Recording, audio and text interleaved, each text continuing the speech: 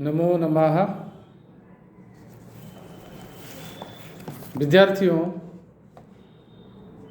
लघु सिद्धांत कौमुदी के अथ संधि प्रकरण के अंतर्गत शुद्ध्युपास्य और शुद्ध्युपास्य इनकी सिद्धता का अध्ययन के प्रसंग में हम लोग अनचिच सूत्र तक और उस सूत्र की व्याख्या एवं उस सूत्र का प्रयोग और उस सूत्र की प्रयोग सिद्धता के बारे में पूर्व कक्षा में हम अध्ययन कर चुके हैं। आज इसी प्रसंग को, इसी क्रम को आगे बढ़ाएंगे।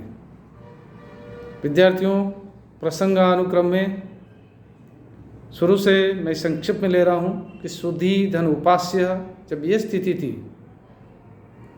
कि परः सन्निकर्ष संहिता न्याय से शुद्धि ई एवं ऊ ये दोनों स्वर वर्ण हैं, अच है और दोनों की संधि की जानी है। इस स्थिति में ई को यणचि सूत्र के द्वारा जब ई के स्थान पर यण का आदेश प्राप्त होता है तब प्रश्न उठता है, भाई शुद्धि शु में ऊ है, ध में ई है, हम कौन से ई को यण करेंगे। इस स्थिति में तस्मिन् नीति निर्दिष्ट पूर्वस्य इस सूत्र की सहायता से हमने क्या किया ना, शुद्धि की जो ई है दीर्घ ही है उसके स्थान पर यण का आदेश किया। पुनः प्रश्न, पुनः जिज्ञासा मन में, भाई शुद्धि में तो ई एक ही है, एक ही वर्ण है और यण चार है, या बाराल, तो हम कौन से वर्ण को उसके स्थान पर रखेंगे। तब इस शंका का, इस जिज्ञासा का प्रशमन हमें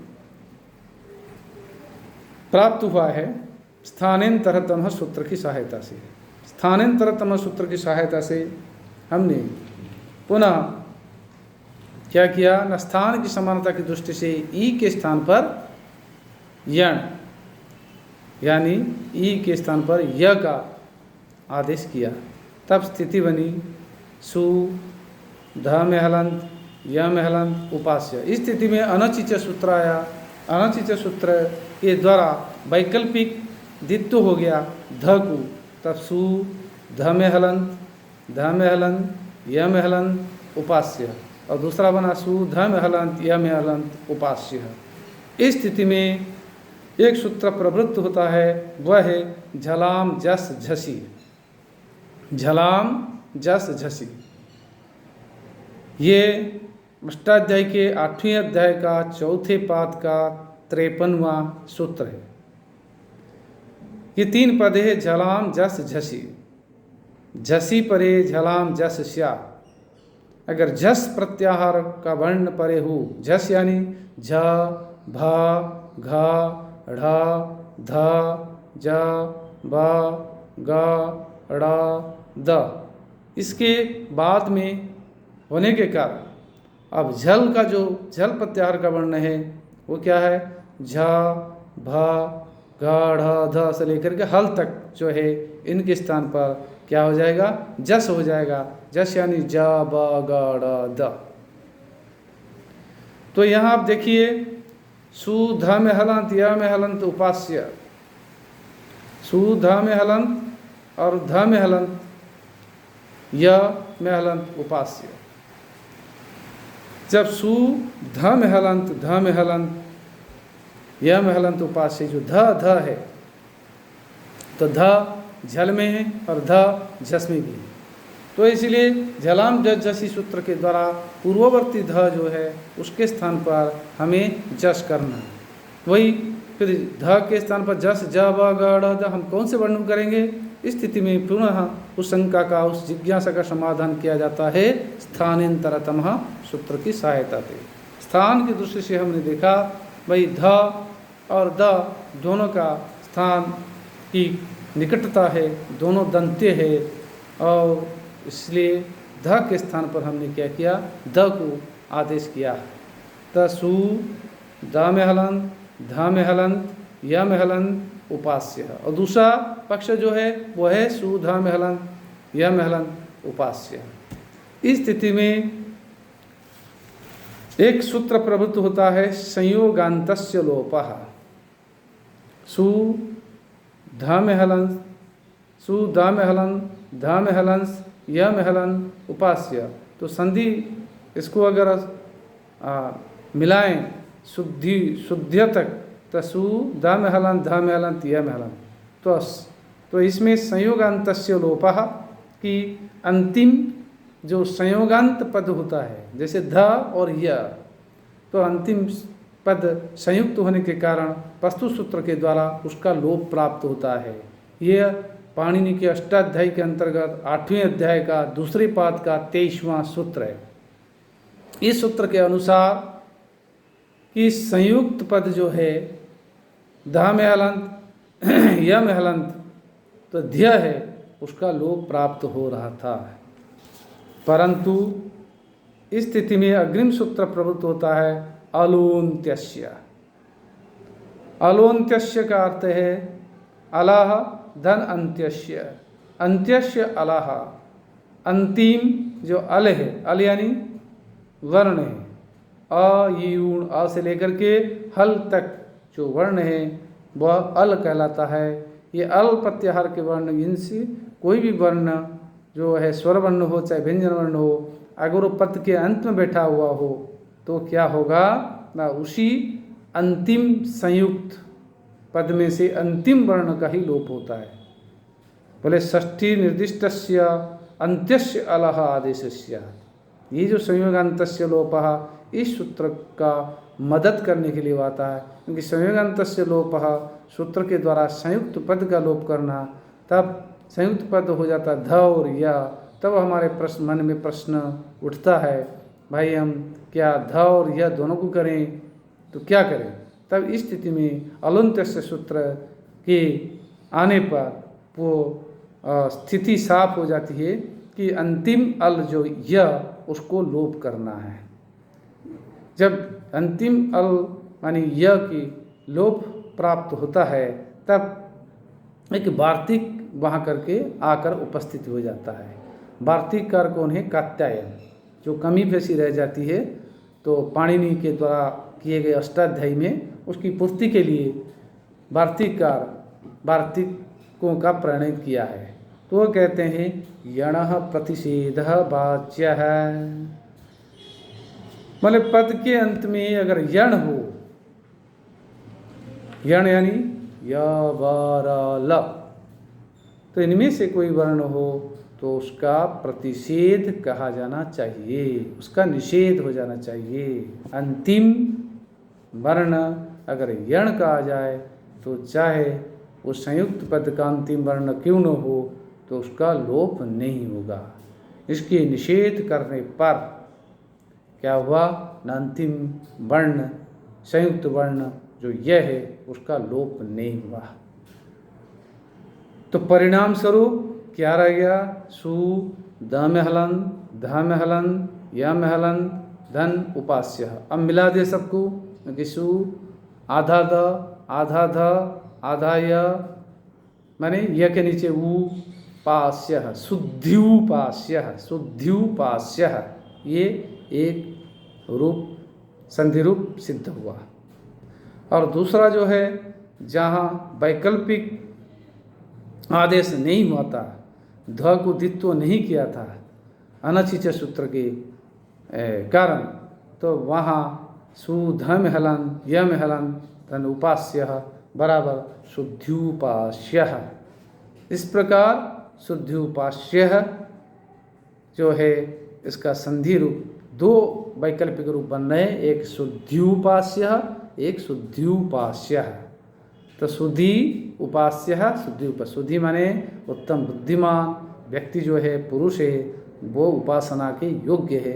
इसका अर्थ यह है, अर्थ से हमें कोई तात्पर्य नहीं है, सामान्य तौर पर हमने ये आपको बताई, लेकिन हमारे संधि का जो है तात्पर्य है, संधि कैसे यहाँ हो रहा है। तो संधि कार्य कैसे हो रहा है ये है। इसी प्रकार दूसरा उदाहरण आप ले सकते हैं, जैसे मधु धन अरिहि। मधु अरिहि, मधु नामक राक्षस के शत्रु मधु अरिहि। तो मधु ऊ है, स्वरवर्ण है, अरि में अस्वरवर्ण है, तो ऊ और अ इनमें संधि करनी है। तो वही इकयोनिचि सूत्र से लेकर के आप वार्तिक जो है यणः प्रतिषेधो वाच्यः वहाँ तक आएंगे, और वही दो रूप होंगे इसमें वैकल्पिक रूप, एक मध्वरी, एक मध्वरी। एक म ध में हलन आधा ध व री विसर्ग, और दूसरा है म ध में आधा ध व री विसर्ग, मध्वरी और मध्वरी। इस प्रकार दो रूप सिद्ध होंगे किसके, मध्वरी के भी।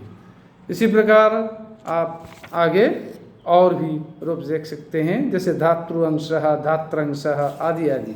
चलें अब आगे हम प्रवृत्त होते हैं नेक्स्ट अयादि संधि प्रकरण में चलते। ये यण संधि प्रकरण हम कह सकते हैं, अच संधि में यण संधि प्रकरण था। अब अयादि संधि प्रकरण में प्रकरण तो एक ही है, अच संधि प्रकरण, उसमें एक यण संधि और फिर अयादि संधि। अयादि संधि कैसे हो रहा है, अयादि संधि का कार्य कैसे हो रहा है, उसको भी हम देख सकते हैं। उसमें एक सूत्र है एचो यवायावः, पाणिनि के छठे अध्याय का पहले पाद का 78वां सूत्र है एचो यवायावः। संधि विच्छेद कर लें, एचः धन आय धन अव धन आय धन आवः, एचो यवायावः। माने एचः, एच के स्थान पर एच यानी ए ओ ऐ औ, एच प्रत्यार में ही आएंगे, ए ओ ऐ औ। यथाक्रम क्या होगा, एक अय और अब आय अब ये होंगे अगर उसके पश्चात अची, अची यानी स्वरवर्ण हो। तो बोले एचः क्रमात् अय अब आय आप एते सिहु अची, अची यानी उसके पश्चात अगर स्वरवर्ण हो, अच प्रत्याहार व अच पद के सप्तमी एक वचन अची, मान अच परे होने पर, स्वरवर्ण परे होने पर, एच के स्थान पर, ए ओ ऐ ओ के स्थान पर यथाक्रम अय अब आय आप इत्येते आदिष्टाः भवन्ति, ये आदिष्ट हो जाते हैं। और यहाँ पर एच प्रत्याहार आप समझ ही गए, ए से लेकर आई तक औ तथा औ वर्ण जो है ये आते हैं। संगीता के विषय में अच स्वर वर्ण परे होने पर क्या होगा, ए ओ ऐ औ के स्थान पर अय अब आय अब आदेश हो जाता है। तो इस स्थिति में एक एचो एवायव सूत्र की सहायता के लिए एक दूसरा सूत्र प्रवृत्त होता है, जो कि पाणिनि के प्रथम अध्याय के तीसरे पाद का 17वां सूत्र है। वह है यथा संख्यम अनुदेशः समानम, यथा संख्यम अनुदेशः समानम, यथा संख्यम धन अनुदेशः यथा संख्यम अनुदेशः। बोले समसंबंधी विविधीय विधि यथा संख्यम स्यात्। बोले समानम व समान संख्या वालों के, जो समान माने समान संख्या वालों का अनुदेश यानी आदेश उनके बाद जो कार्य किया जाना वो यथा संख्यम माने जिस क्रम में है उसी क्रम के अनुसार ही होना चाहिए। अनुदेश का अर्थ है पीछे कहे जाने वाला, अर्थात विधेय, जो विधेय बाद में कहे जाने वाला है वो अनुदेश माने जिस क्रम में हुआ है, यथा संख्यम माने जिस क्रम में हुआ उसी क्रम में होना। भाई जिसके स्थान पर होना, जिस क्रम में बताया जिनके स्थान पर होना जो क्रम है, तो उनके स्थान पर होने वाला कार्य भी उसी क्रम में होगा। जैसे एच के स्थान पर हमें अय अब आय आब करना है, तो एच में क्रम क्या है, पहला क्रम ए, दूसरा क्रम है ओ, तीसरा क्रम आई, चौथा क्रम औ। तो ये जो अय अब आय आब, इसमें भी जो क्रम है पहला अय, दूसरा अब, तीसरा आय, चौथा आब, तो ये उसी क्रम में होंगे। माने ए को अय, ओ को अब, ऐ को आय, और औ को आप, उसी क्रम में होंगे। तो इस प्रकार विद्यार्थियों हो, तो ये एचो एवाय भाई यथासंख्यम अनुदेश समानम। अब इनका हम प्रयोग करेंगे। उदाहरण जैसे हरए, हरए पद है, तो इसमें दो पद मिलकर के हरए बना। जैसे हरि धन ए, हरे हरए चतुर्थी व्यक्ति एक वचन हरि शब्द का, हरि धन गे, तो आप सिद्धि करेंगे जब शब्द रूप पढ़ेंगे तो गे में ग की संज्ञा होकर के ए बसता, तो हरि धन ए। तो हरि धन ए, यहाँ जो ई है, ई को क्या होता है ना, ए होता है। हाँ, ई को ए हो जाता है, तो सूत्र के द्वारा वहाँ प्राप्त होकर के हरे होता है, तो हरे धन ए रहता है।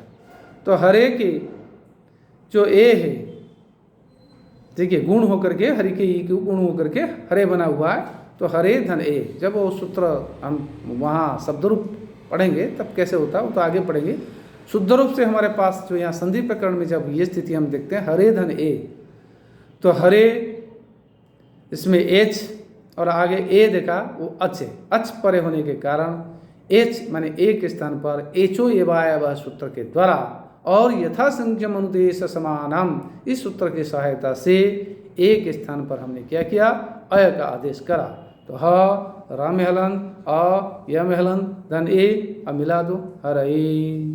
इसी प्रकार विष्णवे, विष्णु धन ए, वही चतुर्थी व्यक्ति एक वचन विष्णवे, विष्णु धन ए, विष्णु शब्द था, गे था, ऊ को गुण रूप विष्णु हुआ है, विष्णु धन ए, तो वहाँ वो है। तो एचो वायव सूत्र के द्वारा यथासंख्यम अनुदेश समान सूत्र की सहायता से ओ के स्थान पर अब हो जाने से विष्णा, स्ना में हलंत और अब ए बराबर मिला दो, अब अ में हलंत ए, विष्णवे। न हलंता अ मिल गया, ब हलंता ए मिल गया, तो विष्णवे तिरुपम सिद्धम। इसी प्रकार नायक, नई धन अकह नायक, नेता, नई, नई में ऐ है और अ स्वरवर्ण है, तो एच वायव सूत्र से ऐ को आय हो गया। अब मिला दो, न में आ मिल गया, ना य में अ मिल गया, नायक इति रूपम सिद्धम। तो विद्यार्थियों इस प्रकार पौ धन अकह पावक, पौ पावक माने अग्नि, पौ औ है और अकह अस्वरवर्ण है, औ अ एचो वायव सूत्र यथासंख्यम अनुदेश समानम सूत्र की सहायता से औ को आब हो गया, मिला दो पावक इति रूपम सिद्धम। आज यहीं हम अध्ययन को विराम देते हैं, आगे पुनः अग्रिम कक्षा में जारी रखेंगे। धन्यवाद।